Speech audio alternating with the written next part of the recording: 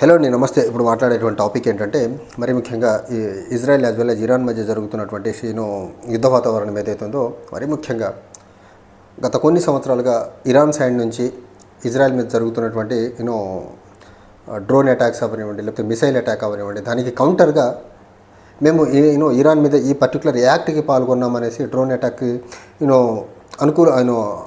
Drone అటాక్కి సంబంధించినటువంటి explanation ఇచ్చేటువంటి పని Israel prime minister Benjamin Netanyahu చెప్పారు. అయితే ఇక్కడ బెంజమిన్ నెతన్యాహు చాలా క్లియర్గా టార్గెట్ చేసిన అంశాలు ఏంటంటే, first and foremost thing military officials, top brass, తర్వాత న్యూక్లియర్ సైంటిస్టులు, తర్వాత న్యూక్లియర్ ఎస్టాబ్లిష్మెంట్ ఏవైతే ఇరాన్లో ఉన్నాయో, ఈ ఇరాన్ యొక్క ఒక మిలిటరీలో ఒక కోర్ ఆఫ్ ద ఇరానియన్ మిలిటరీగా మిగిలిపోయిందో, న్యూక్లియర్ ఎన్రిచ్మెంట్ ప్రోగ్రామ్ ఏదైతే ఉందో దాన్ని టార్గెట్ చేశామనేసి చాలా క్లియర్గా చెప్పేటువంటి పని చేశారు. ఇక్కడ మనం చూడాల్సింది స్ట్రైక్స్ చాలా సిగ్నిఫికెంట్గా డ్యామేజ్ చేసిన అంశాలు ఏంటంటే, ఇరాన్ న్యూక్లియర్ ప్రోగ్రామ్ మీద చాలా బలమైన న్యూక్లియర్ సైంటిస్టులను చంపేసే పనిచేశారు అటాక్ ద్వారా.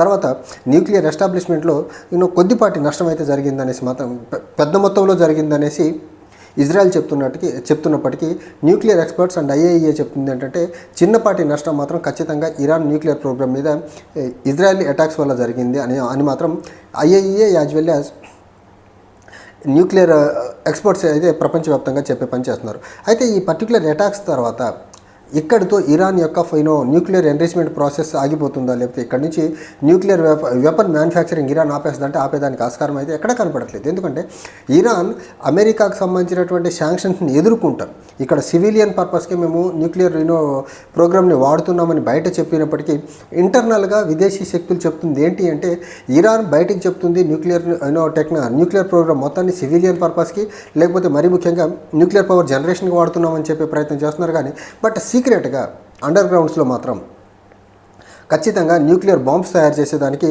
ఈ యురేనియం ఎన్రిచ్మెంట్ని వాడుతున్నారన్న ప్రచారం మాత్రం విదేశీ శక్తులు చాలా మరీ ముఖ్యంగా వెస్ట్రన్ కంట్రీస్ చాలా బలంగా చేస్తున్నారు. అయితే ఈ క్రమంలో అటాక్స్ జరిగిన తర్వాత ఏవైతే ఇజ్రాయెల్కి సంబంధించినటువంటి డ్రోన్స్ అటాక్ చేశాయో, ఈ అటాక్స్ మాత్రం చాలా పెద్ద మొత్తంలో ఇరాన్కి సంబంధించినటువంటి న్యూక్లియర్ ఫెసిలిటీస్, మరీ ముఖ్యంగా సెంట్రిఫ్యూగ్స్ని యాజ్ వెల్ యాజ్ ఎలక్ట్రిసిటీ ఇన్ఫ్రాస్ట్రక్చర్ని అండ్ కొద్దిపాటి మిలిటరీ ఇన్ఫ్రాస్ట్రక్చర్ని మాత్రం డిస్ట్రాయ్ చేసే ప్రయత్నం అయితే చేసింది.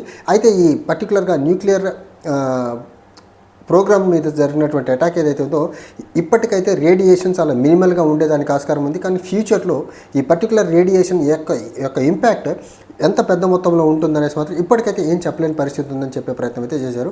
బట్ 2018 నుంచి ఎప్పుడైతే P5+1 అగ్రిమెంట్ నుంచి ఇరాన్ న్యూక్లియర్ అగ్రిమెంట్ నుంచి USA బయటకు వచ్చిందో, అప్పటి నుంచి ఇరాన్ యొక్క న్యూక్లియర్ ప్రోగ్రామ్ చాలా సక్సెస్ఫుల్గా ముందుకు తీసుకెళ్ళి ఇరాన్ చాలా పెద్ద మొత్తంలో యురేనియంని ఎన్రిచ్ చేసి న్యూక్లియర్ బాంబులు తయారు చేసేదానికి కావాల్సినటువంటి పెద్ద మొత్తంలో యురేనియంని ఎన్రిచ్ చేసుకొని అది చాలా సేఫ్గా పెట్టుకొని ఉందనేసి మాత్రం IAEA and other nuclear experts ఎవరైతే ప్రపంచవ్యాప్తంగా ఉన్నారో వాళ్ళు చెప్పేటువంటి పని చేస్తున్నారు. ఇక్కడ ఇరాన్ మాత్రం చెప్పేటువంటి మాట ఏంటంటే, మా దగ్గర ఇరాన్లో జరుగుతున్నటువంటి న్యూక్లియర్ ప్రోగ్రామ్ మొత్తం ఇది ఓన్లీ సివిలియన్ పర్పస్కి పీస్ఫుల్ మేనర్లో న్యూక్లియర్ టెక్నాలజీని వాడే ప్రయత్నమే చేస్తాను తప్ప ఇక్కడ మిలిటరీ యూసేజ్ కానీ, లేకపోతే న్యూక్లియర్ వెపన్స్ తయారు చేసేదానికి, లేకపోతే వెపన్స్ విత్ మాస్ డిస్ట్రక్షన్ తయారు చేసేదానికి ఇరాన్ న్యూక్లియర్ ప్రోగ్రామ్ని ఎట్టి పరిస్థితుల్లో వాడట్లేదు అనేది మాత్రం ఇరాన్ సైడ్ నుంచి వస్తున్నటువంటి వర్షన్. కానీ IAEA చెప్తుంది ఏంటంటే, గ్లోబల్ న్యూక్లియర్ వాచ్డాగ్ ఏదైతే ఉందో, ఇరాన్ న్యూక్లియర్ అణుబాంబులు తయారు చేసేదానికి కావాల్సినటువంటి యురేనియంని మాత్రం ఎన్రిచ్ చేసుకొని చాలా సేఫ్ ప్లేస్లో పెట్టుకొని ఉందనేసి IAEA నుంచి వస్తున్నటువంటి వర్షన్. కానీ ఎక్స్పర్ట్స్ మాత్రం దీనికి భిన్నంగా చెప్తున్నారు. ఈ ఇజ్రాయలీ స్ట్రైక్స్ వల్ల చిన్నపాటి డ్యామేజ్ జరిగింది, కానీ ఇరాన్కి లాంగ్ రన్లో న్యూక్లియర్ టెక్నాలజీ పరంగా, లేకపోతే న్యూక్లియర్ వెపన్స్ తయారు చేసేదానికి ఫ్యూచర్లో భయంకరమైన ఇబ్బందులు జరిగేంత డ్యామేజ్ అయితే చేయలేకపోయింది పర్టికులర్ అటాక్స్ అని చెప్పే ప్రయత్నం అయితే చేస్తున్నారు. ఇజ్రాయెల్ ప్లాన్ మాత్రం చాలా క్లియర్గా ఉంది.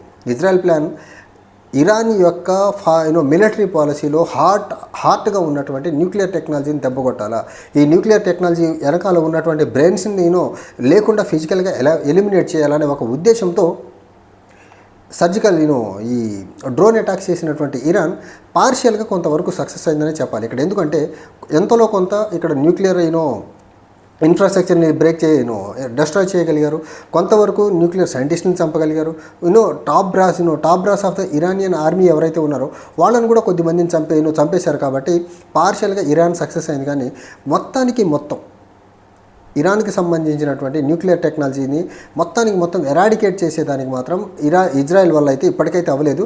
అండ్ ఇన్ ఫ్యూచర్ కూడా ఖచ్చితంగా ఈ ఇజ్రాయెల్ కంప్లీట్గా ఇరాన్లో ఉన్నటువంటి న్యూక్లియర్ టెక్నాలజీ మొత్తాన్ని డిస్ట్రాయ్ చేసేదానికి ఆస్కారం అయితే ఉండేదానికి ఆస్కారం లేదు.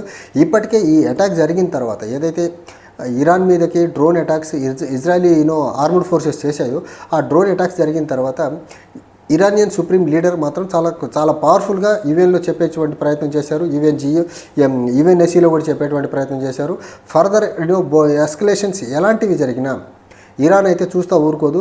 ఏ రీతిలో జవాబు ఇవ్వాలో ఆ రీతిలోనే ఇస్తామని చెప్పేటువంటి ప్రయత్నం మాత్రం చాలా క్లియర్గా ఇరాన్ సైడ్ నుంచి వస్తున్నటువంటి వర్షన్. కానీ ఇక్కడ మనం చూడాల్సింది అమెరికా లాంటి దేశాలు లేకపోతే రష్యా లాంటి దేశాలు సడన్గా పిక్చర్లోకి వచ్చేసి Iran as well as Israel మధ్య జరుగుతున్నటువంటి అంశం గురించి మాట్లాడే ప్రయత్నం చేస్తుంది. మరీ ముఖ్యంగా ఇరాన్లో ఉన్నటువంటి న్యూక్లియర్ టెక్నాలజీ గురించి మాట్లాడే ప్రయత్నం చేస్తుంది. ఇది రష్యా అవనివ్వండి లేకపోతే యుఎస్ఏ అవనివ్వండి. ప్రపంచంలో అత్యధికంగా అణువాయుధాలు కలిగినటువంటి దేశాల్లో నెంబర్ 1గా రష్యా ఉంది, నెంబర్ 2గా యుఎస్ఏ ఉంది. సో ప్రపంచంలో అత్యధికంగా అణువాయుధాలు పక్కన పెట్టుకున్నటువంటి దేశాలు ఇరాన్ లాంటి దేశాల మీద శాంక్షన్స్ విధించడం అవనివ్వండి లేకపోతే ఇరాన్ లాంటి దేశాల మీద ఈ ప్రాక్సీ కంట్రీస్ లైక్ ఇజ్రాయెల్ లాంటి దేశాలతో దాడి చేస్తున్న విధానం ఏదైతే ఉందో అది ముమ్మాటికి ఒక అమెరికన్ యొక్క ద్వంద్వ నీతికి నిదర్శనం ఇక్కడ. కానీ అమెరికా అవనివ్వండి రష్యా అవనివ్వండి వీళ్ళ దగ్గర మాత్రం ఎలాంటి న్యూక్లియర్ టెక్నాలజీ అన్నా ఉండొచ్చు, వీళ్ళ దగ్గర ఎలాంటి మిలిటరీ సూపర్ పవర్ అన్నా ఉండొచ్చు, వీళ్ళు ఏ దేశాల మీద కూడా దాడి చేయొచ్చు. ఇప్పుడు యుక్రెయిన్ మీద రష్యా చేస్తుందండి, అది దాడే కదా. ప్రపంచంలో ఏ దేశం మీద కానీ అమెరికా చేసేదేంటి? ప్రాక్సీస్ని పంపించి మొన్నటి వరకు పాకిస్తాన్ని వివిధ సౌత్ ఏషియాలో ఇన్స్టెబిలిటీ క్రియేట్ చేసేదానికి పాకిస్తాన్ని వాడింది. ఇజ్రాయెల్కి ఏమో మిడిల్ ఈస్ట్లో ఉన్నటువంటి దేశాలని కంట్రోల్ చేసేదానికి ఇజ్రాయెల్ని వాడుతూ ఉంటుంది. వీళ్ళు ఎలాంటి అరాచకపు చర్యకైనా ప్రపంచవ్యాప్తంగా పాల్పడవచ్చు. కానీ ఇరాన్ యొక్క ఎగ్జిస్టెన్స్కి మాత్రం ఇబ్బంది కలిగినప్పుడు ఇరాన్ కానీ కౌంటర్ రిటాలియేట్ చేయగలిగితే దాన్ని మాత్రం వీళ్ళు అణువాయుధాలు చేసుకుంటూ ముందుకెళ్తున్నారనేసి న్యూక్లియర్ అణువాయుధాలు తయారు చేసుకుంటూ ప్రపంచంలో అశాంతిని నెలకొల్పేదానికి లేకపోతే ప్రపంచాన్ని డీస్టెబిలైజ్ చేసేదానికి లేకపోతే ప్రపంచంలో ఒక భయానక సిచ్యువేషన్ క్రియేట్ చేసేదానికి దానికి న్యూక్లియర్ టెక్నాలజీని లేకపోతే న్యూక్లియర్ ప్రోగ్రామ్ని అడ్డం పెట్టుకుని అణుబాంబులు తయారు చేస్తున్నారనేసి ఈ చిన్నపాటి దేశాల మీద నెపం నెట్టేటువంటి ప్రయత్నం చేస్తాయి. కానీ when it comes to USA అవనివ్వండి లేకపోతే రష్యా అవనివ్వండి వీళ్ళు మాత్రం యథేచ్ఛగా ఏ టెక్నాలజీ కావాలంటే ఆ టెక్నాలజీని వీళ్ళు తయారు చేసుకోవచ్చు.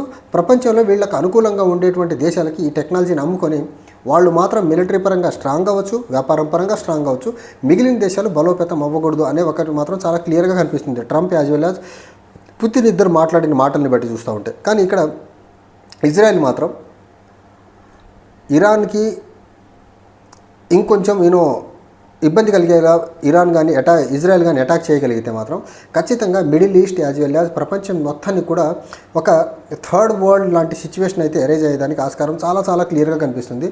ఇరాన్ మాత్రం చాలా అడమెంట్గా ఉంది. ఫర్దర్ ఎస్కలేషన్ ఏం జరిగినా ఎట్టి పరిస్థితుల్లో మాత్రం ఇరాన్ ఇక చూస్తూ ఊరుకోదని చెప్పేటువంటి ప్రయత్నం ఇరాన్ నుంచి వస్తున్నటువంటి వర్షన్. కానీ at the same time Israeli prime minister కూడా ఇప్పుడు చూసింది శాంపిలే, ఫర్దర్ ఎస్కలేషన్ ఏం జరిగినా ఇంతకంటే భయంకరమైన దాడులు చేసేదానికి ఇజ్రాయెల్ కూడా సిద్ధంగా ఉందనేసి ఇజ్రాయెల్ కూడా ఎక్కడ వెనక తగ్గే ప్రయత్నం చేయట్లా. కానీ ఓవరాల్గా మాత్రం ఈ nuclear technology point of view లేకపోతే న్యూక్లియర్ టెక్నాలజీని డిస్ట్రాయ్ చేసే దాంట్లో మాత్రం కొంత పార్షియల్లీ ఒక 100% చేయాలనుకున్న దగ్గర మాత్రం ఒక 10 to 15% డ్యామేజ్ మాత్రం ఇరాన్కి అయితే ఇజ్రాయెల్ స్ట్రైక్స్ ద్వారా చేయగలిగింది. దీనికి కౌంటర్ రిటాలియేషన్ ఇచ్చేదానికి ఇరాన్ అయితే రెడీగా ఉంది. ఎప్పుడు ఇస్తుంది ఎలా ఇస్తుంది అనేది మాత్రం ఇరాన్ యొక్క స్ట్రాటజీ మీద డిపెండ్ అయ్యింది. Thank you.